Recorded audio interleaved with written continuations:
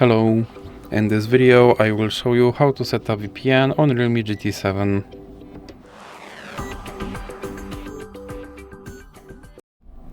So you have to start by opening your Google Play Store, then click on search bar and type in Turbo VPN and click search.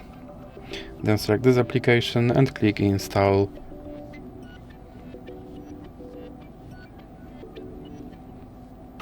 Then click open and click agree and continue.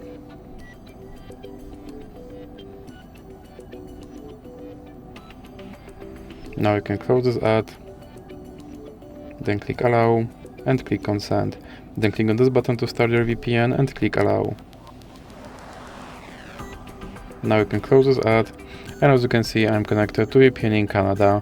So that's it for this video. If you liked it, please remember to leave like and subscribe.